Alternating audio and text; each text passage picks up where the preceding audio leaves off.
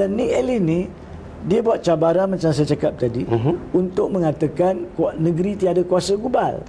Now, cabaran seperti itu saudara Zawazi dan para penonton hendaklah dibawa secara terus ke Mahkamah Persekutuan. Dia tak boleh, bukan tak payah, dia tak boleh pergi Mahkamah Tinggi.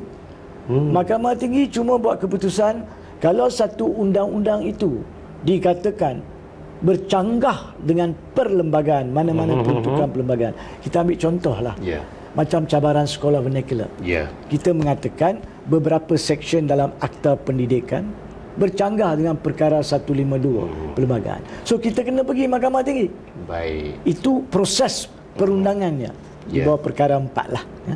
Tapi untuk mencabar kata Dewan Undangan Negeri tiada kuasa gubalan, atau nak mengatakan Parlimen tiada kuasa gubalan di bawah kuasa gubalan masing-masing, itu kena pergi terus ke Mahkamah Persekutuan.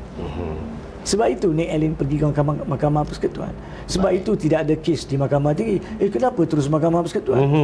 Memang dia cuma boleh mula di Mahkamah Persekutuan. Bukan maksudnya kes itu di Mahkamah Tinggi, Mahkamah Rayuan kita tak bincang, tak wujud. Itu pun rakyat kena faham. Ini pun rakyat tak faham. Dan sebenarnya nak pergi ke Mahkamah Persekutuan dalam bidang kuasa asal dipanggil untuk mengatakan mana-mana Parlimen atau Dewan Undangan Negeri tiada kuasa gubal, dia tak boleh terus file. Dia kena dapat kebenaran dulu. Jadi untuk pengetahuan kita semua, sebenarnya Nick Allen telah memfailkan permohonan untuk mendapat kebenaran mulakan tindakan asal di Mahkamah Persekutuan ini pada 25 Mei 2022. 25 Mei 2022 adalah kerajaan Ismail Sabri. Ini fakta ya. Kenapa saya nyatakan perkara ini? Sebab saya nak rungkaikan dan nak hilangkan kekeliruan dan pemesongan fakta-fakta. Tidak betul, tidak molek untuk sesiapa sahaja memberi andaian bahawa kerajaan ini betul atau kerajaan ini salah dan sebagainya. Yang salah tetap salah, yang betul tetap betul. Kita pernah berbincang dalam kes Jill Ireland, dua-dua kerajaan semuanya salah. Tapi dalam kes ini, kalau Iki Putra zaman Muhyiddin, kes Nick Allen bermula 25 Mei di Mahkamah Persekutuan zaman Kerajaan Ismail Sabri yang bersatu dengan pihak PAS dan pihak Bersatu. So kerajaannya sama, cuma pemimpinnya berbeza. Itu fakta. Dan kebenaran diberikan oleh Mahkamah Persekutuan kepada Nick Allen. Okey, awak boleh file. Bukan maksud dia oleh awak betul, tidak. Awak boleh file, betul tak betul kena hujah lah. Itu proses dia. Pada 30 September 2022, iaitu lebih kurang 10 hari sebelum Parlimen dibubarkan, sebelum PRU 15. So itu faktanya. Dan apabila kebenaran diberikan, barulah Nick Allen boleh file petition yang mengatakan kami mencabar kuasa gubalan negeri Kelantan atas alasan ini. Itu petition itu difilekan pada 13 Oktober 2022. Pada masa itu tidak ada kerajaan. Parlimen sudah dibubarkan. Ini faktanya.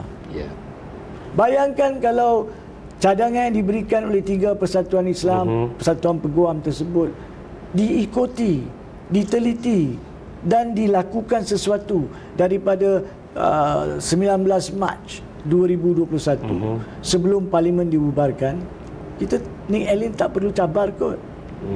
Atau kalau dia nak cabar pun, dia kena tengok pindaan perlembagaan yang baru tersebut.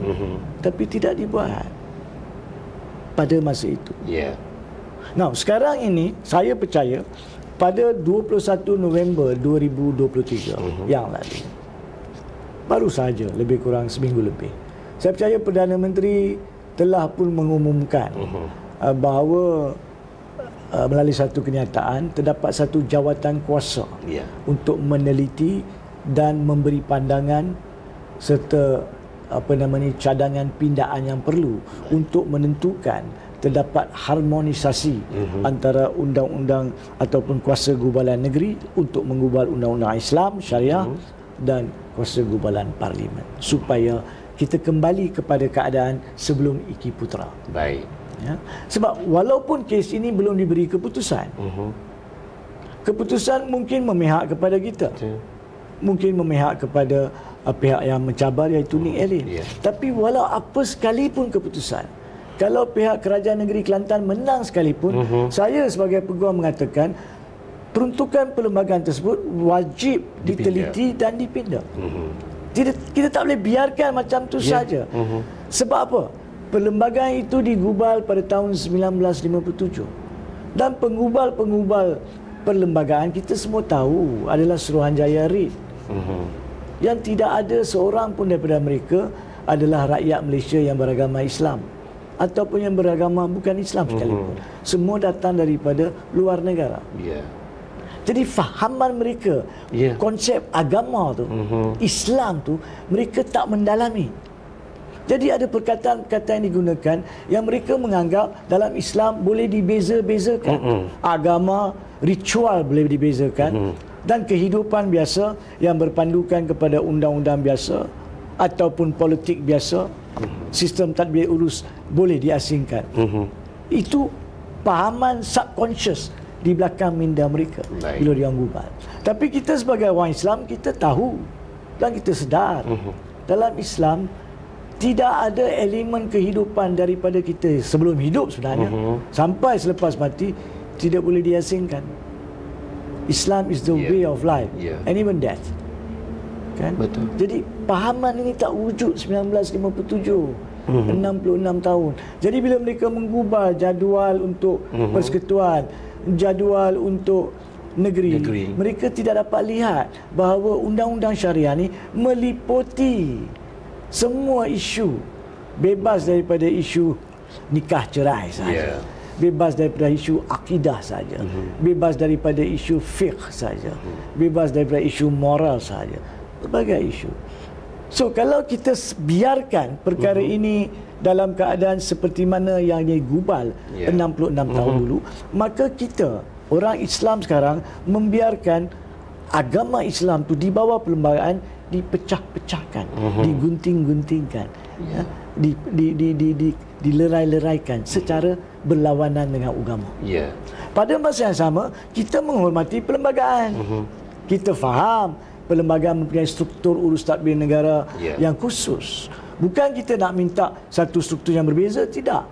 Cuma dua-dua struktur dari sudut perundangan ni boleh, dan saya yakin daripada perbincangan yang kami buat, boleh hidup secara harmoni dan selari. Jadi oleh kerana itulah, jika pun Kerajaan Negeri Kelantan menang sekalipun kes Nick Allen, pindahan wajib dibuat.